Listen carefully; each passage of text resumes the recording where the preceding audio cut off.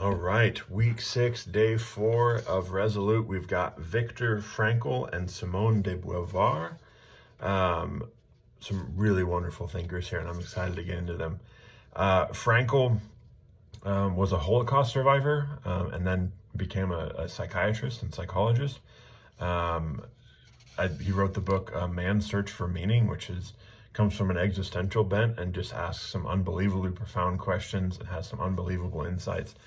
Well worth looking into. So his first question for us today is, how are you actualizing your values through your actions? Remember, we talked about, I think in day 2, Plato, that he has this idea that we're always aimed at something. And if we keep hitting things that we don't want to hit, that means that our values are out of line, not just our behaviors. So he's asking this question from a slightly different way, is how are you actualizing your values through your actions? How much insight are you having into your own life by how your actions reflect and actualize your values? He's going, kind of what's inside of you, what you really want is going to come out outside as well. And are you happy with what's coming out outside, or do you need to reflect on what your values are? His second question for us is, how has your experience of suffering understand your life's meaning? Now, I don't want to speak for all of us, but I don't imagine many of us have experienced things to the extent of the Holocaust, but I don't think it's terribly helpful also to compare suffering, have a suffering contest, right? I don't think it really serves us, but we've all suffered in ways, and how has that affected our ability to understand our life's purpose? Oftentimes, suffering has this very stripping down effect, especially if we've gone through a lot of pain. What is actually important to us becomes almost crystal clear through the experience of pain and loss and grief and suffering. And so how has your own experience shaped your understanding of your own life's meaning? Third question from Mr. Frankl. We got, in what ways are you pursuing a project or task that brings a sense of purpose to your life? Again, he's very action oriented. He's very do something oriented. And are you identifying that? Have you identified that project? It could be a lifelong thing. It could be momentary. It could be seasonal. But are you engaged in something right now that is connecting you to a deeper sense of purpose and meaning? Frankl identified 3 primary ways of finding meaning, and one is through work or through action.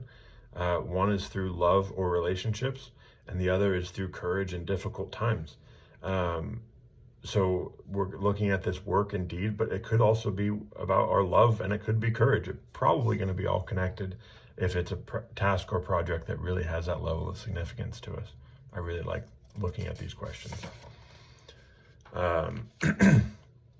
So we've got de Beauvoir. She is a feminist existentialist, a French feminist existentialist, beautiful philosopher. Her work on freedom and authenticity is still talked about to this day. A really, really beautiful writer. And so her first question for us today is, how are you exercising your freedom? What does freedom mean to you, and how are you expressing it? I want to suggest here that I think sometimes the idea of freedom gets hijacked, meaning that we can pick any option among a growing list or an infinite list of options, that's what freedom is. I think freedom, more rightly considered, is the ability to be the best version of what we were created to be. What we were made to be, what we're here for. I think things that might seem restrictive actually have the most likelihood to increase our freedom if we consider it from that perspective. And de Beauvoir would look at it the same way.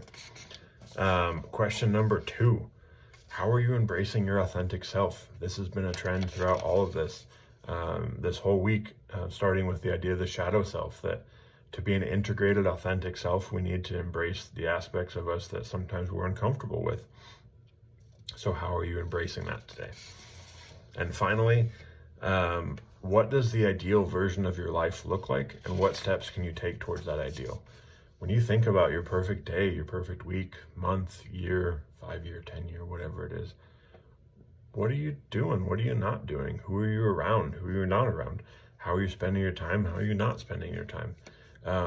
Again, looking at bigger picture allows us to perspective and a level of objectivity that we might have not otherwise had.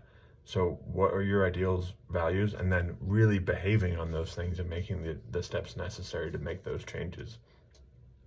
Big questions here, but wonderful all the same. All right, looking forward to day 5. See you guys.